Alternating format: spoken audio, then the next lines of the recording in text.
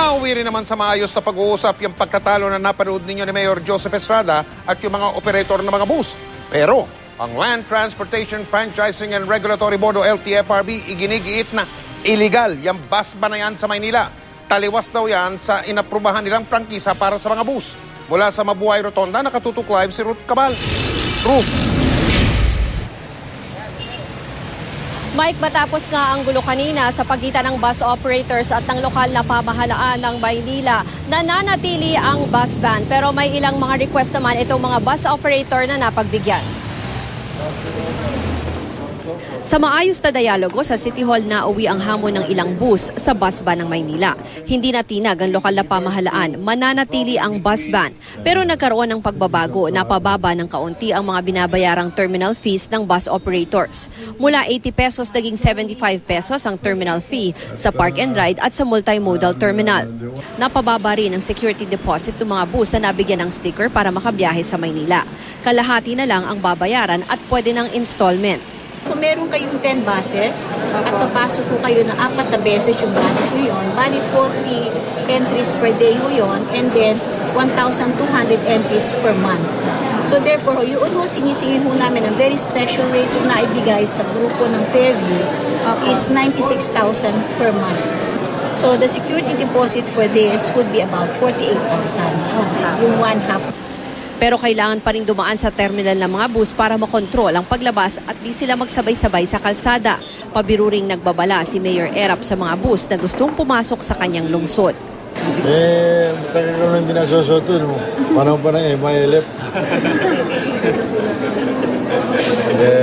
Maayos na siguro yun. Maayos na yung ano. So parang swerte sa inyo yan, swerte na yan? Oo. Swerte sa akin ito. Nagkaroon ng peace and order dito. Kalaki po ang aming pangako, Mr. President, na hindi na po namin kayo bibigyan ng dahilan na magsuot muli ng fatigue. Ang LTFRB nanindigang hindi pwedeng ipagbawal sa bisa ng isang resolusyon ang mga bus na makapasok ng Maynila, lalo pat base sa prangkisa ng mga ito, nakasaad na pwede silang makabiyahe sa mga kalsada sa lungsod. Ang mga na-issuehan ng mga prangkisa, sila na kasi ngayon yung mayroong right to defend the franchises that we issued. So that's what we have been saying, that they should be the one to go to court and defend their rights before the court. Hindi kayo, sir? Hindi na kami. Opo. Dahil hindi naman kami pinagbabawalan ng Manila na mag-issue ng franchise. Ayon sa LTFRB, 1,000 bus lang ang may prangkisa para makabiyahe sa Maynila. Bago raw maglabas ng prangkisa sa mga ito, nagkakaroon muna ng masusing pag-aaral. Kasama raw na tinitignan ang route measured capacity. Pag-aaral para malaman ang bilang ng mga pampublikong sasakyang pwedeng makabiyahe sa mga partikular na ruta. 2003 pa raw kasi may moratorium na o hininto na ang pagbibigay ng LTFRB ng prangkisa.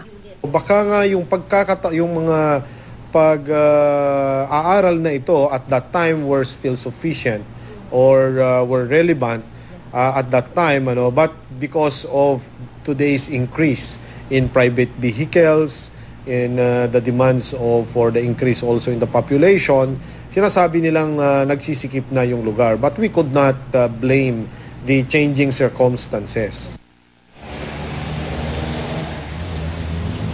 Mike, aminado rin naman ang LTFRB na nakadadagdag din doon sa pagsisikip ng kalsada yung mga kolorom na sasakyan. Ang tansya ng LTFRB nasa 15 to 20% ng mga bus na bumabiyahe sa buong Metro Manila ang kolorom. Kaya mahalaga rin daw na magtuloy-tuloy yung pinaigting na kampanya nila kontra kolorom kasama yung MMDA at iba't ibang LGUs. Mike. Ruth, kaninang umaga nagkahulihan dyan Merong 6 o 7 mga bus na sububok na pumasok dyan sa Maynila. Dyan, sa kinalalagyan mo, dyan sa may Mabuhay Rotonda. Napag-usapan ba sa pulong na yon sa Manila City Hall ni na Mayor Estrada at Vice Mayor Moreno at yung mga operator ng bus kung ano ang magiging usapan dun sa mga 6 o 7 bus na yon na hinulit, i-impound daw yung mga bus na yon? Ruth?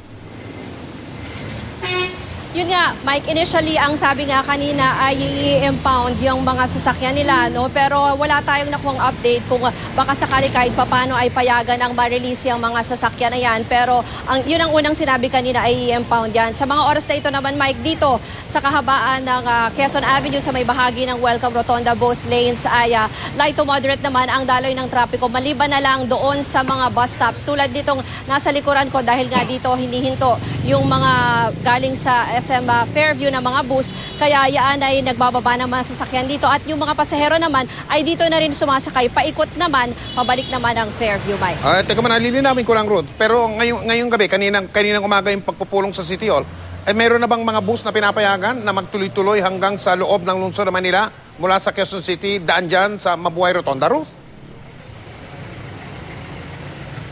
Yung ang nangyari, may kasi 'di ba before naman may about 200 buses na pinayagan na makapasok dito sa loob ng Maynila. Pero may mga stickers yung mga yan. At yan yung mga nagbabayad ng terminal fee. Kaya ang naging compromise dyan ay sila pa rin naman yung papayagan na pumasok pero bababaan nga yung mga terminal fees nila at yung kanilang security deposit. At sabi rin naman kanina ni Vice Mayor Isko ay patuloy nilang magre-review. Baka along the way, every other week, along the next few weeks ay magdadagdag sila ng mga bus na papayagan nila na makapasok ng Maynila at baka raw magdagdag na rin sila ng mga bus stops para naman mas maging convenient para sa mga pasahero, Mike. Maraming salamat, Ruth Cabal.